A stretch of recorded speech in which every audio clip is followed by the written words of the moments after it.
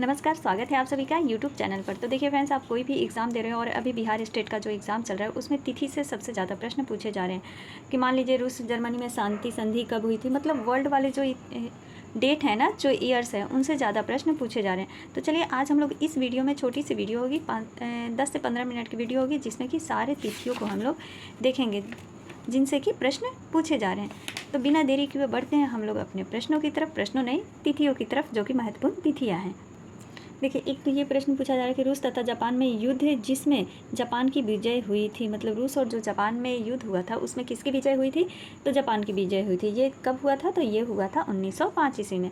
1912 में क्या हुआ था? जर्मनी ने एम्परेटर नामक एक बड़ा जहाज़ बनाया था। कब बनाया था? तो 1912 ईस्वी में।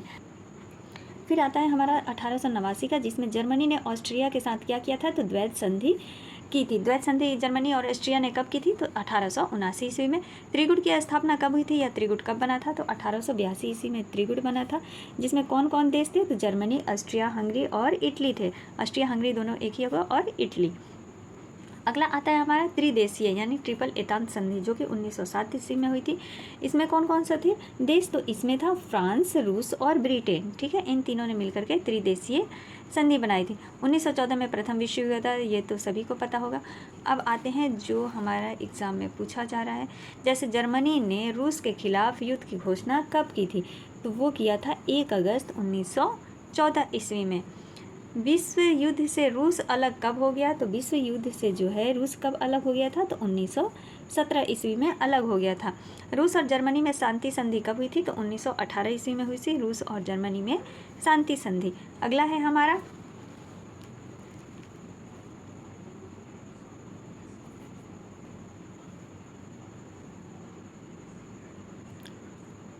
3 नवंबर 1918 ईस्वी में ऑस्ट्रिया तथा हंगरी के सम्राट का आत्मसमर्पण, मतलब इन दोनों के सम्राटों ने क्या कर दिया था? आत्मसमर्पण कर दिया था। कब? 3 नवंबर 1918 में। और 11 नवंबर 1918 में जर्मनी द्वारा विराम संधि पर क्या किया गया था? तो हस्ताक्षर किया गया। तो ये प्रश्न पूछ सकता है कि जर्मनी द्वारा विराम संधि पर हस्ताक्षर कब किया गया? तो 11 नवंबर 1918 ईस्वी में।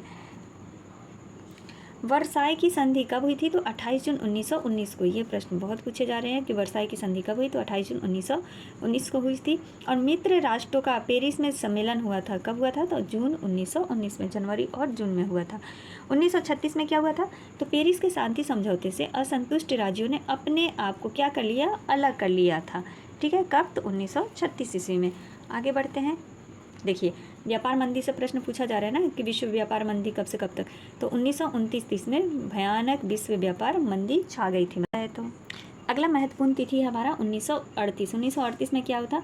तो म्यूनिख में हिटलर और मुसोलिनी की क्या हुई थी? मुलाकात हुई थी। तो ये पूछ सकता है कि हिटलर और मुसोलिनी की मुलाकात कहाँ हुई थी? तो म्यूनिख में हुई थी। कब हुई थी? तो 1938 ईस्वी में। अगला है 1939 में क्या हुआ था? तो हिटलर ने चेकोस्लोवाकिया पर अधिकार जमा लिया था। किस पर? चेकोस्लोवाकिया पर क्या किया था? तो अधिकार जमा लिया था। इंपॉर्टेंट, 1 सितंबर 1939 ईस्वी में क्या हुआ था? तो जर्मनी ने पोलैंड पर आक्रमण कर दिया था। जर्मनी ने पोलैंड पर आक्रमण कब किया? तो 1 सितंबर 1939 को। स्किप बिल्कुल नहीं कीजिएगा, ये जितने भी एग्ज़ाम बिहार में होने वाले हैं ना अभी शिक्षक के, उन सभी के लिए फ़ायदेमंद ही रहेगा। 3 सितंबर 1939 को क्या हुआ था? तो ब्रिटेन और फ्रांस ने जर्मनी के विरुद्ध क्या कर दी? युद्ध की घोषणा कर दी। देखिए, अगला था 1939। जून 1940 में जर्मनी ने फ्रांस तथा बेल्जियम पर कब्जा कर लिया। जर्मनी जो था वो किस किस पर कब्जा कर लिया? तो फ्रांस और बेल्जियम पर कब्जा कर लिया 1940 ईस्वी में। और 22 जून 1940 में फ्रांस जो है उसने अपना क्या कर दिया? आत्मसमर्पण कर दिया। नेक्स्ट तिथि है 1942। 1942 में क्या हुआ था? तो जर्मन और सोवियत युद्ध में जर्मनी की पराजय हो गई थी। जर्मन और जो सोवियत संघ का युद्ध चल रहा था उसमें किसकी पराजय हो गई? तो जर्मनी की पराजय होगी। कब? 1942 ईस्वी में। जुलाई 1945 में क्या हुआ? तो मित्र राष्ट्रों ने जापान पर भीषण आक्रमण कर दिया। जो भी मित्र राष्ट्र थे ना, उन्होंने क्या किया? जापान पर आक्रमण कर दिया। 6 अगस्त 1945 को अमेरिका ने जापान के हिरोशिमा शहर पर प्रथम एटम बम गिराया। तो अमेरिका ने प्रथम एटम बम किस शहर पर गिराया था? तो हिरोशिमा पर गिराया था। और दूसरा कब गिराया था? तो दूसरा गिराया था नागासाकी में 9 अगस्त को। मतलब 3 दिन बाद ही दूसरा बम भी गिरा दिया था।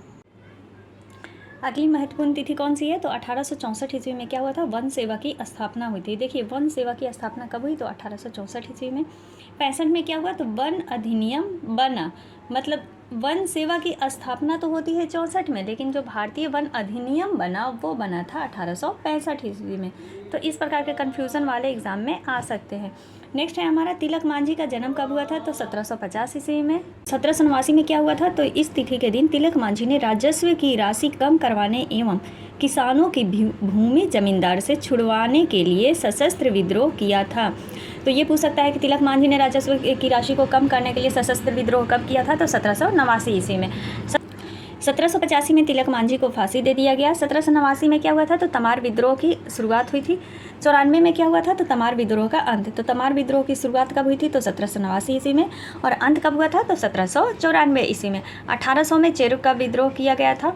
1802 में क्या हुआ था? तो चेरो विद्रोह के नायक भूषण सिंह को फांसी दे दी गई थी। 1798 में चुआर विद्रोह चरमोत्कर्ष पर था, यानी बिल्कुल हाई लेवल पर था। क्या? चेरो विद्रोह, सॉरी, चुआर विद्रोह जो था 1798 में बिल्कुल चरमोत्कर्ष पर था। 6 अप्रैल 1799 में रानी शिरोमणि को गिरफ्तार कर कलकत्ता के जेल भेज दिया गया था। तो रानी शिरोमणि को कब गिरफ्तार किया गया था? तो 1799 ईस्वी में। छोटनागपुर के सिंहभूम जिला में हो विद्रोह कब हुआ था? तो 1820-21 में हुआ था। कौन सा विद्रोह? हो विद्रोह कहाँ हुआ था? छोटनागपुर के सिंहभूम में। ये स्टेट में पूछा गया है, क्वेश्चन है। 1831 में छोटनागपुर में मुंडा, उराव एवं अन्य जनजातियों के द्वारा कोल विद्रोह भी हुआ था। तो कोल विद्रोह कब हुआ? तो 1831 ईस्वी में। 1832 ईस्वी में वीरभूम के पुत्र गंगा नारायण के नेतृत्व में भूमित्व विद्रोह की शुरुआत की गई थी। तो भूमित्व विद्रोह की शुरुआत किसके नेतृत्व में? तो गंगा नारायण के नेतृत्व में। कब किया गया? तब 1832 ईस्वी में किया गया। 30 जून 1855 में भानाडीह गांव में संथालों की आम सभा हुई और 1855 में संथालों ने क्या कर दिया? विद्रोह आरंभ कर दिया।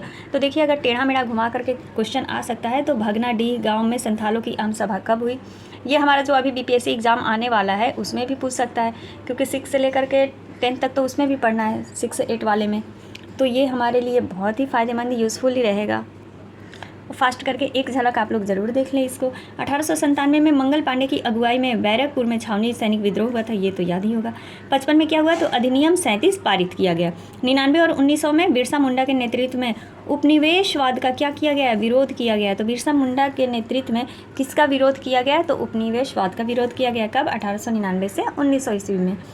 15 नवंबर 1874 में बिरसा मुंडा का जन्म हुआ था। 1895 में बिरसा मुंडा ने अपने आप को ईश्वर का दूत कहा था।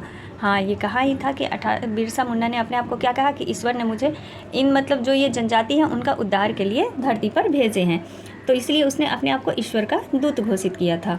25 दिसंबर 1899 में ईसाई मिशनरियों पर आक्रमण कर दिया। अच्छा, बिरसा मुंडा को गिरफ्तार करके रांची जेल में कब भेज दिया गया था? तो वो भेजा गया था 3 मार्च 1900 ईस्वी में। 1837 में ब्रिटिश सरकार ने मरियाह प्रथा को रोकने का प्रयास किया। ये तो इतना नहीं पूछ रहा है। 1867-68 में उड़ीसा में धरणीधर नायक के नेतृत्व में कंध विद्रोह हुआ। टेढ़ा, हाँ, कंध विद्रोह कहाँ हुआ? तो उड़ीसा में हुआ था। किसके नेतृत्व में? तो धरणीधर नारायण के नेतृत्व में। 1935 में विधानसभा द्वारा जनजाति के लिए शिक्षा तथा आरक्षण का प्रस्ताव पारित किया गया। तो जनजातियों के लिए शिक्षा तथा आरक्षण का प्रस्ताव कब पारित किया गया? तो 1935 ईस्वी में। 1952 में क्या हुआ? तो भारत सरकार ने नई वन नीति अपनाई 1952 ईस्वी में। और 1 नवंबर 2000 ईस्वी में मध्य प्रदेश राज्य का पुनर्गठन छत्तीसगढ़ राज्य बनाया गया। मतलब मध्य प्रदेश से क्या एक राज्य बना? तो छत्तीसगढ़ बना। कब? तो 1 नवंबर 2000 में। और 15 नवंबर 2000 में क्या बना था? तो झारखंड बना था बिहार से अलग होकर के। अन्य तिथियाँ देख लेते हैं। देखिए फ्रेंड्स, ये सारी इतनी महत्वपूर्ण तिथियाँ हैं जो कि आप कोई भी एग्ज़ाम दे रहे हैं ना, तो उसमें आजकल 2 से 3 नंबर के प्रश्न तो आ ही जाते हैं या 5 नंबर के। तो इसीलिए फटाफट स्पीड बढ़ा करके भी आप एक नज़र इन सभी तिथियों को ज़रूर देख लें। देखिए 1917 में क्या हुआ था? रूस क्रांति कब हुई थी? तो 1917 ईस्वी में। 1918 में विश्व युद्ध, जो प्रथम विश्व युद्ध हमारा 1914 में शुरू हुआ था, उसकी समाप्ति हो गई थी। 1919 में क्या हुआ था? तो पेरिस में हुए शांति सम्मेलन में राष्ट्र संघ की नींव रखी गई। देखिए ये पूछ सकता है कि किस संधि में या किस सम्मेलन में राष्ट्र संघ की नींव रखी गई थी? तो पेरिस में जो हुआ था शांति सम्मेलन, उसमें राष्ट्र संघ की नींव रखी गई थी। कब? तो 1919 ईस्वी में। 10 जनवरी 1920 में राष्ट्र संघ का निर्माण कर दिया गया। मतलब 1919 में रखा गया, नींव पड़ी, और 10 जनवरी 1920 में क्या कर दिया गया? उसका निर्माण कर दिया गया। इसको भी समझ लीजिए कि 1920 में क्या हुआ, तो स्वीडन और फिनलैंड के मध्य ऑर्किड जो द्वीप विवाद था, जर्मनी एवं पोलैंड के मध्य उठे साइलेसिया विवाद तथा लिथुआनिया की राजधानी विल्ना को लेकर पोलैंड एवं लिथुआनिया के मध्य विवाद को राष्ट्र संघ ने सुलझाया था। तो इन सभी के बीच जो भी दो देशों के बीच जो विवाद थे उनको किसने सुलझाया, तो राष्ट्र संघ ने सुलझाया था। 1 सितंबर 1939 में हिटलर ने पोलैंड पर आक्रमण किया तथा द्वितीय विश्व युद्ध की शुरुआत की। तो 1 सितंबर 1939 में क्या हुआ, द्वितीय विश्व युद्ध की शुरुआत हो गई। हिटलर ने पोलैंड पर आक्रमण किया तब शुरुआत हो गई। 1936 में क्या हुआ, तो हिटलर तथा मुसोलिन के हस्तक्षेप से स्पेनिश गृह युद्ध में प्रजातंत्र के समर्थकों की पराजय हो जाती है। ठीक है, कब, तो 1936 ईस्वी में। 1932 में निशस्त्रीकरण का सम्मेलन होता है। निशस्त्रीकरण का सम्मेलन कब हुआ, तो 1932 ईस्वी में। 1925 में क्या होता है, तो लोकार्नो की संधि द्वारा जर्मनी राष्ट्र संघ में शामिल हो जाता है। तो किस संधि के द्वारा जर्मनी शामिल होता है राष्ट्र संघ में, तो लोकार्नो की संधि के द्वारा 1925 ईस्वी में। 1929-30 में विश्व में आर्थिक मंदी पूरी तरह से छा गई थी। 1929-30 ईस्वी में 12 जून 1941 में जेम्स पैलेस की घोषणा की जाती है। 14 अगस्त 1941 में अटलांटिक चार्टर एक्ट पारित होता है। 1943 में मास्को की घोषणा होती है। तो मास्को की घोषणा कब, 1943 में। तेहरान घोषणा 43 में, तेहरान तो 43 याद ही हो जाएगा। याल्टा सम्मेलन कब होता है, तो 1944 ईस्वी में होता है। और 1944 ईस्वी में ही संयुक्त राज्य अमेरिका के वाशिंगटन डीसी में स्थित जो डॉम्स्टन ओक्स नामक स्थान पर हुई बैठक में अंतर्राष्ट्रीय संगठन की कल्पना भी की जाती है। तो मतलब वहाँ पर क्या बना था, राष्ट्र संघ की नींव पड़ी थी कब, तो 1919 ईस्वी में पेरिस में जो शांति सम्मेलन हुआ था। और यहाँ पर क्या पड़ता है कि अंतर्राष्ट्रीय संगठन की भी एक कल्पना की जाती है। और 25 अप्रैल 1945 में अमेरिका के सैन फ्रांसिस्को शहर में सम्मेलन में संयुक्त राष्ट्र संघ के नए चार्टर को स्वीकार कर लिया जाता है। भारत सहित 50 राष्ट्रों के प्रतिनिधियों ने हस्ताक्षर किया किस पर, तो ये जो संयुक्त राष्ट्र संघ के नए चार्टर को स्वीकार किया जाता है ना सैन फ्रांसिस्को में, उस पर भारत सहित 50 राष्ट्रों ने क्या किया था, हस्ताक्षर किया था 26 जून 1945 में। अब देखिए यहाँ पर बोल रहा है कि जो संयुक्त राष्ट्र संघ है वो अस्तित्व में कब आया, तो 24 अप्रैल 1945 को अस्तित्व में आया। 2006 में क्या हुआ, तो मॉन्टेनिग्रो राष्ट्र संघ का 192वां सदस्य बना था। तो 192वां सदस्य कौन बना, तो मॉन्टेनिग्रो बना। 1946 में संयुक्त राष्ट्र के ईरान में अवैध रूप से रह रहे रूसी सैनिकों को हटाने के लिए दबाव बनाया जाता है। तो रूसी सैनिकों को हटाने के लिए ईरान में जो अवैध रूप से रह रहे हैं उनके लिए दबाव कब बनाया जाता है, तो 1946 ईस्वी में। अगला है हमारा, देखिए 1774 में क्या होता है, तो लुई 16वां जो है कहाँ का राजा बनता है, तो फ्रांस का राजा बनता है। 1789 ईस्वी में क्या होता है, तो 1789 ईस्वी में तृतीय स्टेट नेशनल असेंबली का गठन करता है। बास्तील पर हमला, देहात में किसानों का विद्रोह, ये सभी जो घटनाएं होती हैं वो होती हैं 1789 ईस्वी में। 1791 में क्या होता है, तो सम्राट की शक्तियों पर अंकुश लगाने और सभी मनुष्यों को मूलभूत अधिकार प्रदान करने के लिए एक संविधान बनाया जाता है। ये फ्रांस की क्रांति में ये सारी घटनाएं घट रही हैं। ठीक है, तो इसमें फ्रांस की क्रांति से ये जुड़ी हुई सारी तिथियां हैं। 1792 और 93 में फ्रांस गणराज्य बनता है। फ्रांस गणराज्य कब बनता है, तो 1792-93 में गणराज्य बनता है। सिर काटकर राजा को मार दिया जाता है। जैकोबिन गणराज्य का पतन हो जाता है और फ्रांस पर डायरेक्टरी का शासन हो जाता है। 1804 में नेपोलियन फ्रांस का सम्राट बनता है। नेपोलियन फ्रांस का सम्राट कब बनता है, तो 1804 ईस्वी में बनता है और यूरोप के विशाल भूभाग पर अपना कब्जा कर लेता है। 1815 में क्या होता है, तो वाटरलू में नेपोलियन की हार हो जाती है। ठीक है, तो ये थे महत्वपूर्ण तिथि।